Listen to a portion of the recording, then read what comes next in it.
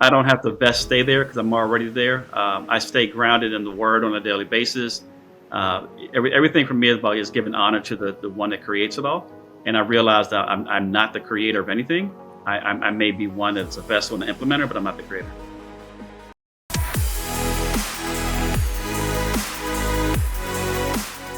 Welcome to the Build to Billions podcast, where we guide successful entrepreneurs and investors on their journey from millions to billions. We believe the key to scaling and compounding your wealth and life starts every single day with the mindset and practice of stewardship over ownership and applying billionaire biblical principles. Our ultimate goal is to help you scale and compound your wealth and life so you can give more all the way to help MVPs, the most vulnerable people.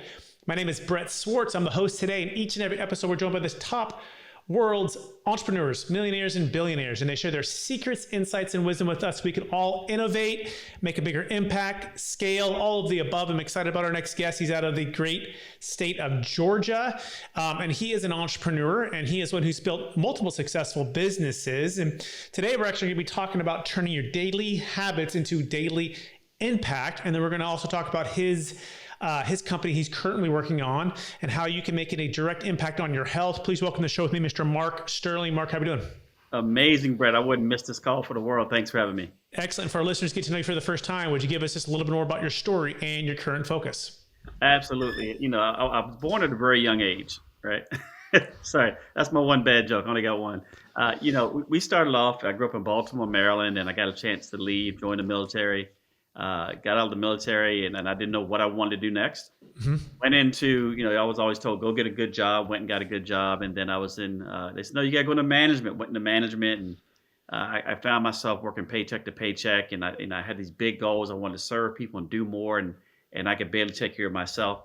And then someone said, no, you have to go out there and become, upper management, and then go into consulting, start your own business. And I finally realized that a lot of companies I couldn't work for because I didn't have a degree. I could start my own company and become a consultant and actually make more and actually help more people. So that's how we got into the entrepreneurial side of it, because what I didn't have to work for them, I had the skill sets and the mindset and the gifts to go out there and actually benefit them. So we started that space there. I remember I was actually working in DC when 9/11 hit, and that was a very, very tough time. We got out of there and took a rental car back, because obviously there were no flights, but I came back to Atlanta. I was getting married the very next month. Can you imagine? I got married October 2001, and yet here I am, have to take a flight to Hawaii, and my business as I knew it went away 100%. It totally went away. And so what I realized very quickly was that even though I owned a company, a consultancy, I really owned the job, because if I didn't work, I didn't get paid. And then here I am thinking a 13-week vacation. And the first thing I'm thinking about on a honeymoon, if you think about it, is I don't have, what am I going to do to create income, because mine has gone away. And so my second joke, if you bear with me, is that I made a request to my wife, and I said, if we ever have a son, his name can't be William, because I don't want any more bills coming into my house. But that put me on a path where I said I need to work where I have earned or leveraged income, and not just transactional income.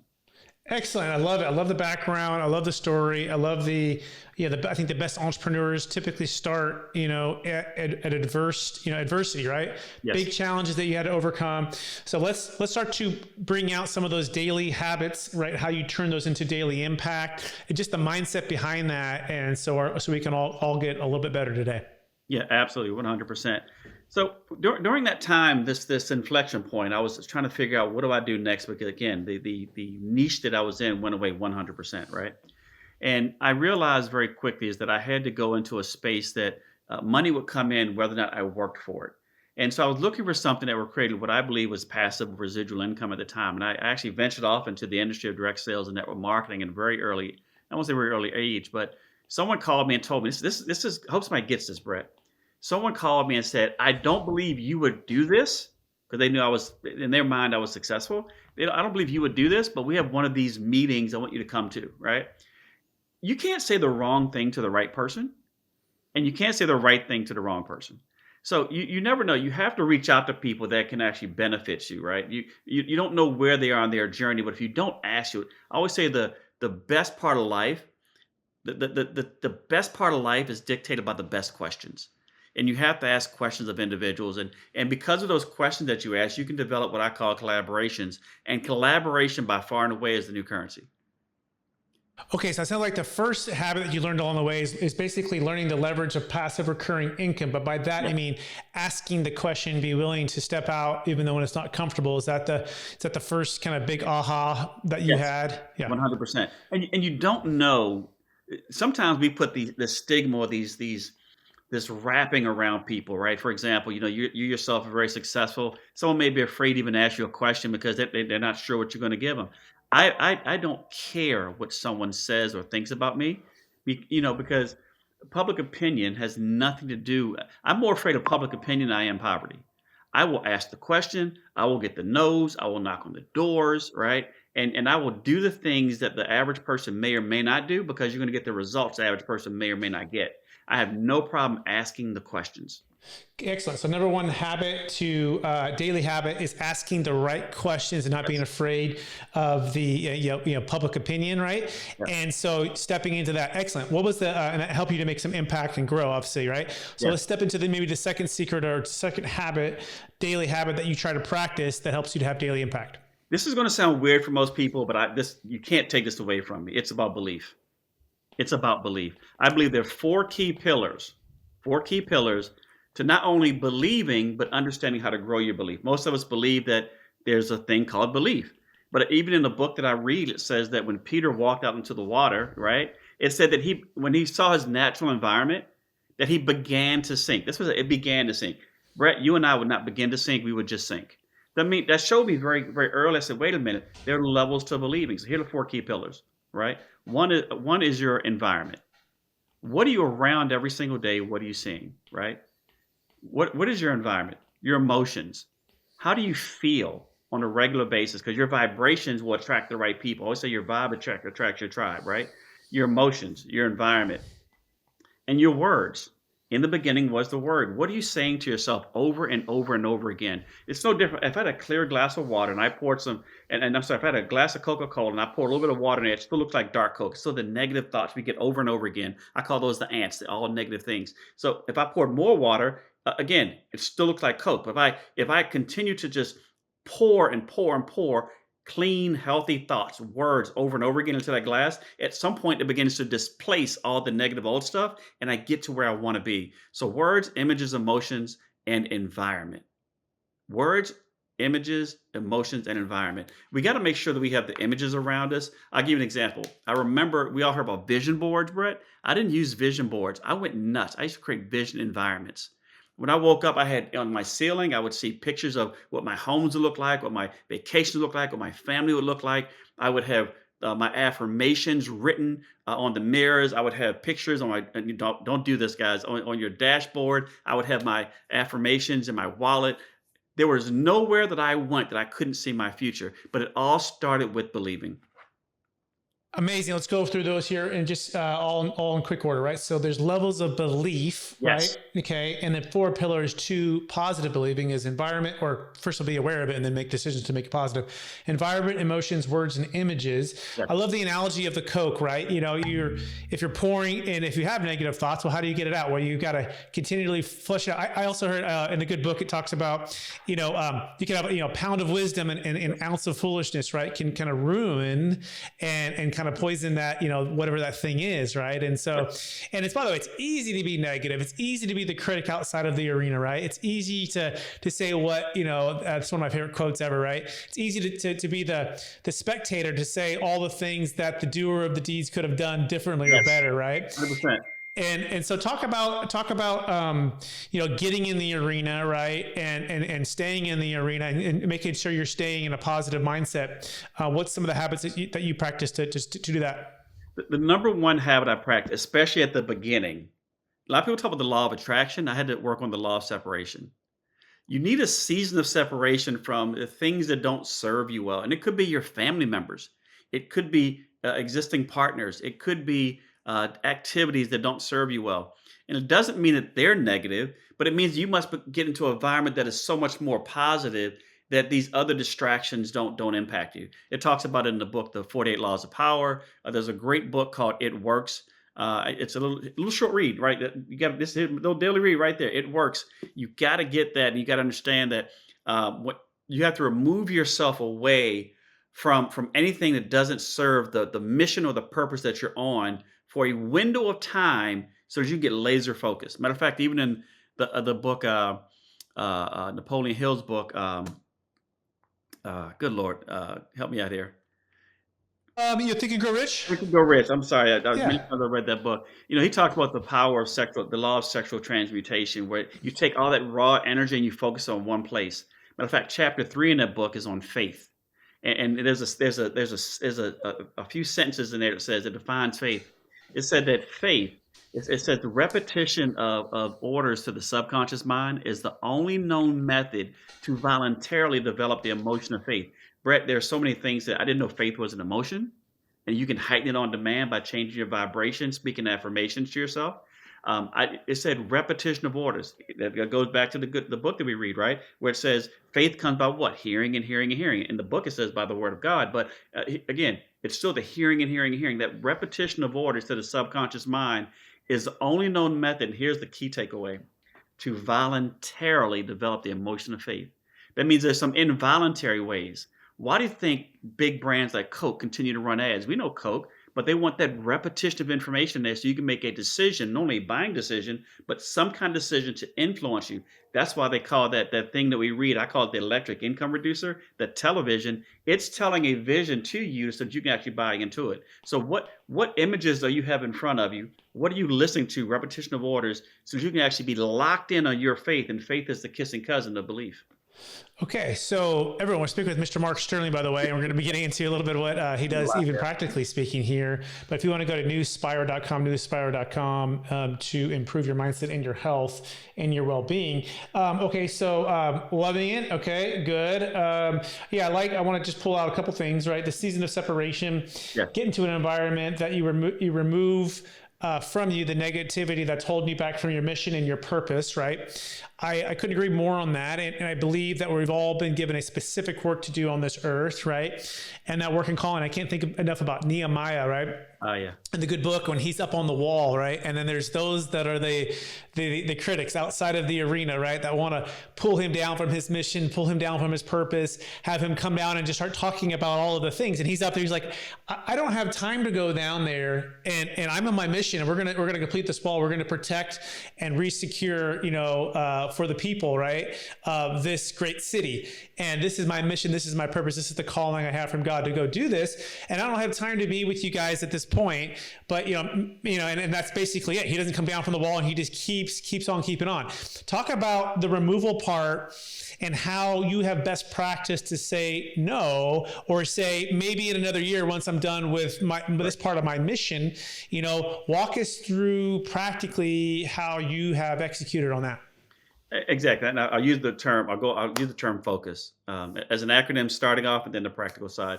Focus on one course until successful. So many times we hear you must diversify your income. We must diversify our time. And the reality is, unless you have a core or solid base, it's very difficult to branch off and do other things well. Jack of all trades, master of none. We've heard that how many times, right? So how do we get to a point where we can really dial in and get something done where it's either automated and doesn't need you anymore, and you've mastered it, you've got the processes down, and that's what it comes down to. It's how do you systematize or get something working well where it's process driven. You may not be the expert in some fields. This is where I'm coming back to collaboration. So practically is how do you incorporate the best of the best to get something done with or without money? Let's forget resources right now. But let's just say, for example, you want to grow a product brand. Okay, well, maybe you don't want to be the person necessarily growing it. Maybe you don't want to be the person that owns the warehouse and does logistics. Maybe you don't want to be the attorney that goes out there and finds all the IP and logistics and trademarking stuff. So you incorporate those that are really, really good so you can execute and focus on exactly what it is. Maybe it's sales and strategy. Maybe it's marketing. Maybe it's distribution. Whatever it is that you want to focus on, you do that thing well, and you incorporate and blend in, weave in those that are really good at what they do. And when you have that level of focus on the other side, you're normally going to get the results. Focus and consistency, because consistency is the cheat code. Excellent. Love that. I also agree with this as well. I mean, I think the myth out there is get 7 different income streams and let them all come in. And it's like, but you haven't mastered the first, $1 million, recurring revenue model, right? On a yearly basis, and then mastered the 5 or the 10 million.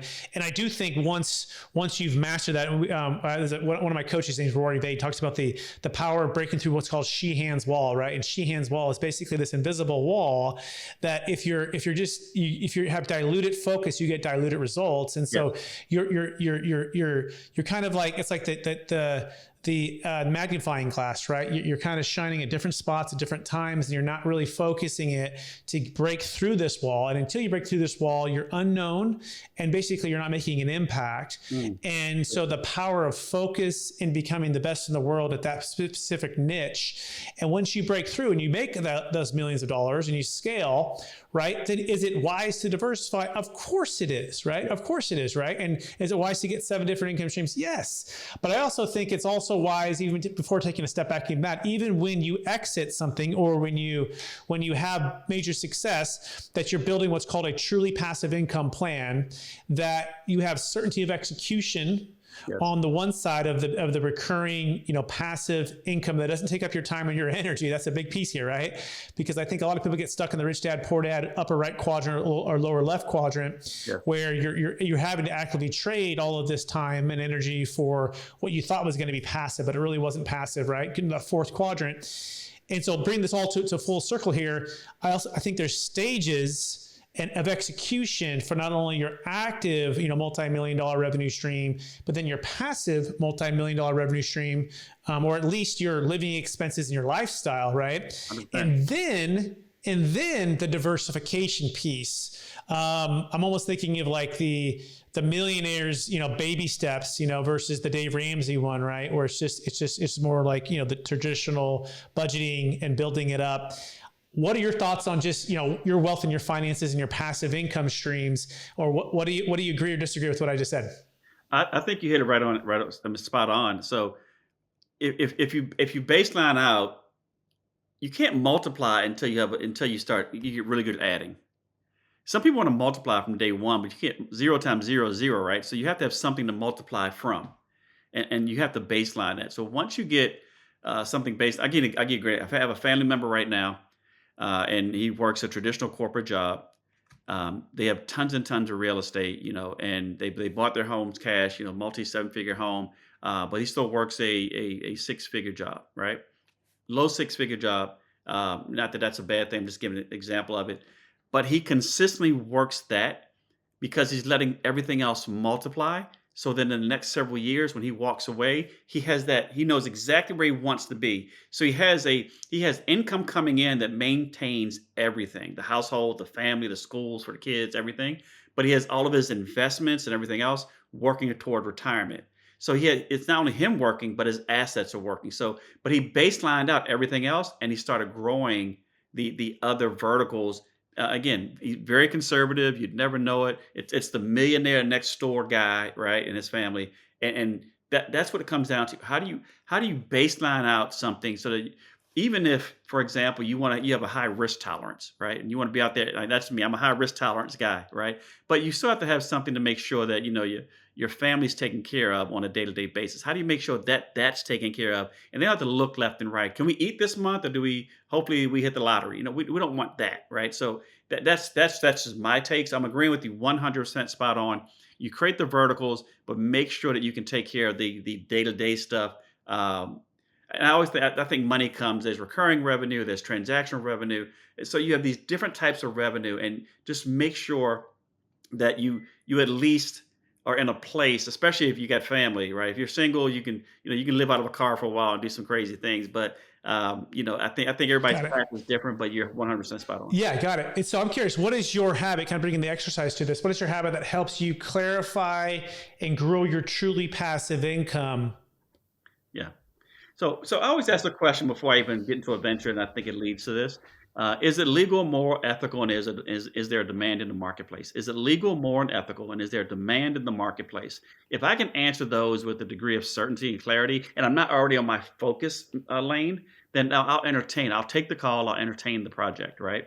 or if it's a divine download, I'll go further down that path as well. So that's how I kind of that's my initial litmus test before I go and do due diligence on anything. Um, and so when I go from there, everything for me is I start with the end in mind. It's no different. I remember a teacher when I was in college said, "Hey, you know what, guys? Today, first day of class, you all have A's." And I was like, "How do I have an A? I haven't taken a test yet." Well, you haven't messed anything up. You're in a perfect state right now. So I always operate from the perfect state when I first start something.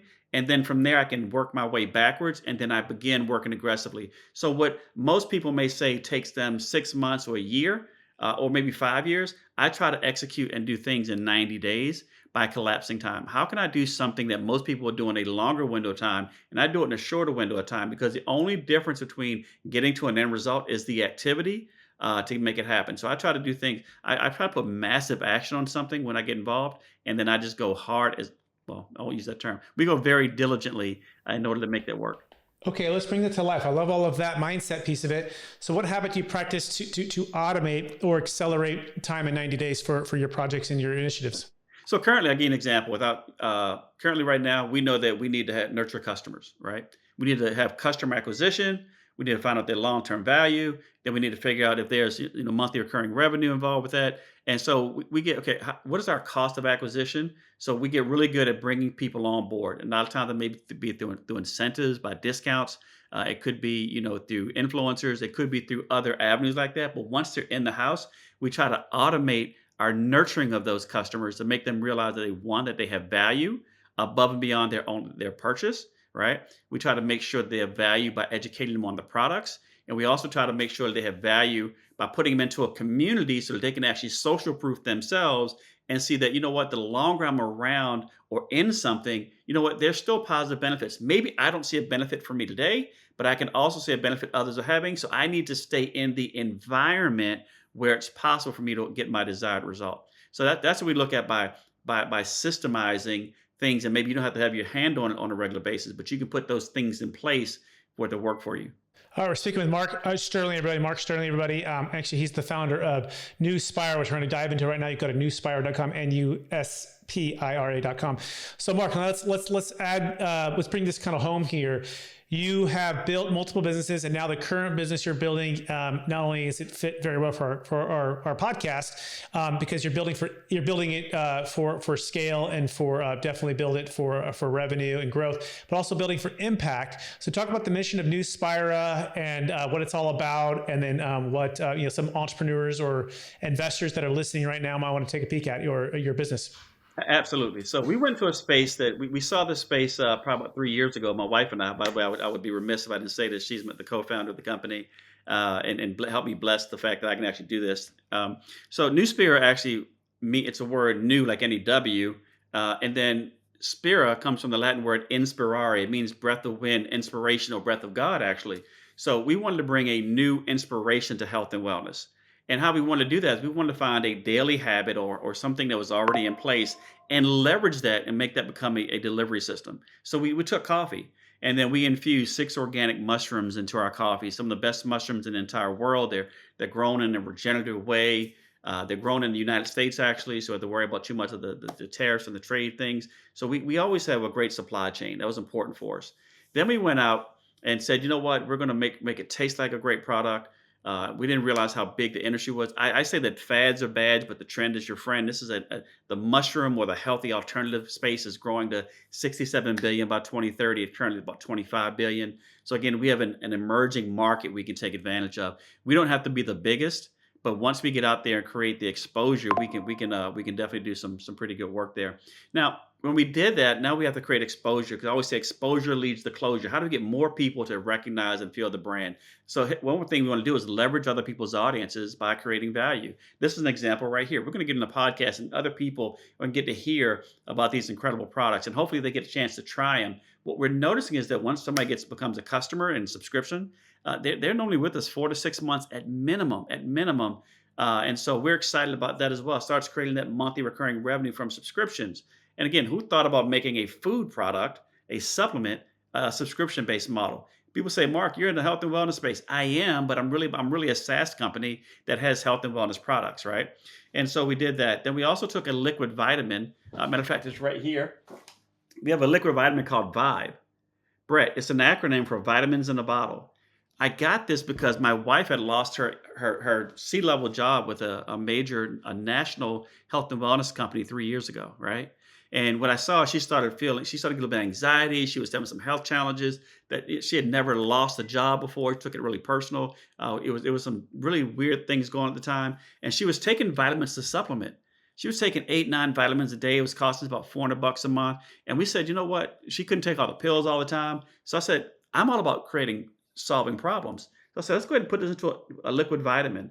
100% of 17 vitamins and minerals, a 1 ounce shot, bioavailable in 30 seconds. Especially if the ladies are listening, biotin, hair and nails, glucosamine, all the things you can think of. And it tastes pretty darn good as well. Here's the funny part, because I know we're biblically based on this call, and we always say it tastes like communion juice with a boost, right? So that's a Nice. goofy kind of flavor. And the last thing I want to talk about, some of the things we saw with the coffee. There's another big player in the industry right now, and people, it's very cultural. I mean, it's a very cult, which is good. It's very sticky for their customers, but a lot of them didn't like the taste. And here's the big point: they said we find it difficult to scoop it. We want to take it with us, the busy person on the go. So we put them in individual stick packs, right? We made it super portable. Tear it open, pour it in hot water. It doesn't get simpler than that. So those are the things we looked at. And our company right now, we bootstrapped this entire thing. And then we found, last part of this, we found a operational partner. And they have warehouses in 8 countries around the world. They actually service 40 countries. So as we begin to grow internationally, we don't have to go out there and create the supply chain. We can literally piggyback off of it that's already in place. Now, do we pay a premium for that? Absolutely. But we're moving from a thought forward. Remember, we're working from the end result backwards.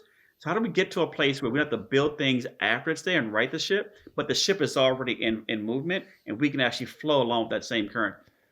Amazing. Mark Sterling, everybody, newspira.com. You got to check it out. Again, you got coffee supplements. You've got mushroom coffee. You've got detox drink mixed mango. Talk about this mango detox drink. What's all that all about? So we have a mango detox drink, and you literally take a sachet. Here it is, right here. It's pronounced kive. It's a Hmong word. It means to evacuate. You get that urge to purge when you take it, right? What do we solve for? It's about solving problems. Many people are walking around right now with anywhere from 15 to 50 pounds of unprocessed foods in their system. They get tired about midday around 2 o'clock. Many folks do. And it's because the body the night before didn't get a chance to reset and rebalance. So we said, how do we solve for that? Well, we started surveying and queuing people, and they said, you know what, I want to detox. When I don't have the time. 2, I have a full schedule, so I got to be careful. I can't go to work and just be, running up to the breast all the time. Normally, detoxes taste very bad. We solve for all that. You pour this into a 16-ounce bottle of water, right? You just shake it up, and it's done. It tastes like mango. I got some friends that come over and watch football games once a week, right? And the guys, some of them want an adult beverage, or they want to try something else. They come over, and I got guys that are drinking this, and they go home and they feel amazing the next day, and it's absolutely phenomenal. You get a normal urge to purge, as we call it, but on the back end, people are losing weight. That's a byproduct. They feel better. The anti-inflammation benefits. We have a liver cleanse in there with the milk thistle, gut health. It does it all. I love this. By the way, I do turmeric and ginger. I put it in my smoothies now. I added those things to it, and it's supposed to help with the inflammation and such, which I think is such a big piece that people miss. And Yes. so this is I guess a natural supplement, or maybe you could talk a little bit about that. And then do you take it once a day, once a week? Like what's kind of the rhythm? Yeah. So for the detox, it's everyone's a little bit different. I'll tell you, my routine is when I first get started, I do about 3 days, once a day, Okay. and then after that, I take 1 a week for maintenance. You'd be Okay. surprised how much you need your body to get off in 1 week. My wife, for example, does it twice a week. Okay. She works out 5 days a week. She eats very clean, but it's just amazing that you kind of reset and rebalance your body. And you can do this very, very naturally by using it as well. These are all natural ingredients. Okay, go to newspira.com if you want to get started. NUSPIRA.com, newspira.com. By the way, just so everyone knows, coming from the show, I didn't know I was going to talk about Mark until about 2 seconds before the show. And this has been really cool to kind of connect all these things. Mark, what haven't I asked you so far that you want to make sure that we cover for anyone who's listening about your company, about mindset, any things we've been talking about before we kind of shift to the next round of the questions? Yes, it's never too late to get started. It is never too late to get started. So you remember graduating high school, Brett? Yes, sir. there was a valedictorian or salutatorian, and they got up and spoke, and they gave what's called the commencement speech. Yes. Many people think that's the last speech. The word commencement means to begin, to commence. It doesn't matter. If you finish something, it's okay to commence. It's okay to move forward. It's never too late to get started. And also at that same event, that was probably the last time that 95% of people in the world were clapped for. I encourage you, I'm letting you know now, if you're within the sound, if you can hear me, if you're in the sound of my voice, I am clapping for you today. I encourage you to commence the day. It's never too late to get started. Why? Because I believe in you, but I believe more importantly in what you do. And you can start doing today. Love it. All right, let's move to the next round, and then we'll do the lightning round after that. So this next round is all about, and thank you, Mark. I'm inspired, and I feel clapped for, and I feel appreciated. So thank you, and I'm sure everyone else does too. So I want to move towards capital gains tax. Okay, so we're going to look a little technical here, right? Part of our company, we build capital gains tax exit plans so entrepreneurs, business owners, Bitcoin real estate owners can multiply their freedom and impact and basically defer massive capital gains taxes, right? So you build your company, your business for 5, 10, 15, 20 years, whatever it is, to millions or billions of revenue. Well, if you sell it without a proper plan, guess what? 20 to 50% is crushed, right? Yes. I mean, crushed by that tax. And so we build it so they can keep 100% compounding and working for you or them, right? Depending on who's ever exiting. So my question for you is, Mark, when and if you've exited, or those that you know in the entrepreneurial world, what's been the biggest challenge when it comes to capital gains tax, either planning or knowledge, or what's been any strategies that you might want to share? You hit it right on the head. The biggest challenge for me is not knowing who to leverage, like you, for example, right? I have a friend right now who owns a company. They're probably doing about just under 35 million a year in recurring revenue. They're in the travel space, right? And they have a lot of people that pay a lot of what do you call them? Like travel agents, if you will, right? And so the travel agents go out there and do an amazing job, and they automate their entire systems. And these people sometimes work full time, sometimes work part time, but they bring in tremendous amounts of revenue by way of the travel space. I think last year they did somewhere around $600 million in travel revenue. Again, they get a portion of that back to the company. Now, he's looking to move his program into an ESOP. So he has some of the top folks over there. It'll make them, with their employees, they're going to structure it the proper way. And because it's a subscription model, they're looking at doing an 8 to 10 time multiplier on for their exit. So again, that $30 million could turn into upwards of a 9-figure exit. He had to take a lot of time, because it wasn't thought of in advance, to find the right people like you, Brett, to make sure that when he did that he reduced his exposure on capital gains. He found 4 or 5 different ways. I don't know which one he finalized on, but we had an entire conversation. But it took him 6 to 8 months. Here's the reality: what if somebody came to him and they had to make that decision that week, and he wasn't ready? So how do we get to a place where we find the right expertise that we talked about early in the podcast, and make sure that they're in place? How do you start from the end game and work your way back? I'll be very transparent. We'd love to when we get to a certain amount monthly, when that first 8-figure month, we go faster than that for our sales. We know where 3 to 5 years our exit is going to be, and it's going to all happen. We got the first 4 to 6 countries laid out already where it's going to happen, and when it does, we already have people in place that are going to help us make sure that we are protected. I won't say protected. We reduce our exposure legally to have the least amount of impact, especially for taxes. Absolutely love it. Yeah, love ESOPs, and love if you have the time, the team, and everything to set that up. For those who run out of time, or maybe haven't set up like a C corp for QSBS, or haven't or above $10 million, all these different things here, right? We have a solution, Mark, which is pretty amazing. Like, you can build it. And basically within, I call it 30 days, although we've done some deals in 2 weeks, but most people want to find us prior to that, where you can exit using an installment sale method with the trust, defer all the tax, but you can still be an entrepreneur, like without giving to charity, life insurance, or gifting required. You don't have to. It's all optional for those things. But you build it by selling it first to a trust, and the trust sells it to the ultimate buyer. Right. And we serve the purpose of an entrepreneur who wants to either go to the next business venture or wants to be passive, or a little bit of both. And the key is the team, and the key is the strategy that unlocks whatever desire that entrepreneur has or that impact investor has. If you want to learn more about this, go to capitalgainstaxsolution.com. It works for businesses, Bitcoin, real estate, thousands of transactions at this point, over 30 no-change audits, close to over 30 years, billions of assets sold using it. We call it the most vetted capital gains tax exit plan you've never heard of, right? Wow. And so that's what we focus like a laser on. Go to capitalgainstaxsolutions.com. That being said, you ready for the lightning round? Let's make it happen. But I want to clarify, I am not a financial expert. Yeah. Make sure you talk to Brett. Thank you, sir. Moving forward on the lightning round. If you go back to your 20-year-old self, what's the one goal nugget make sure you tell yourself to do? I would build bigger and believe bigger faster. Excellent. Question number 2, number 1 book you've recommended the most in the past year? In the past year, I would go with The Magic of Believing by Claude Bristol. Excellent. Question number 3, number 1 way you're using ChatGPT. Well, one more question. Say it again. Number 1 way you're using ChatGPT or some kind of AI, product. The number 1 reason why to do it? What's the number 1 way that you're using, like a ChatGPT? Or my number 1. Yeah. Every day. And what specifically is the biggest impactful thing you're using it for? Oh, matter of fact, we're going into a fundraising space with our products, and I want to go out there and make sure that I can mirror match against existing fundraisers, find the gaps and the opportunities, and then solve for them. Excellent. Next question. Number 1 leadership quote or theme that you strive to live by? Leadership quote or theme that I strive to live by. That's a good one. I got so many of them. I'm known as the king of one-liners. We're born looking like our parents, but we die looking like our choices. I love it. That's so good. Next question. What are you most curious about right now? I'm most curious about what level of impact will we be at from a service perspective in the next 5 years, because I got big dreams. I'm curious to see them come pass. Awesome. And then the very last question, Mark, after all your success helping all the people you help, how do you best stay centered in your values and keep a stewardship mindset over ownership?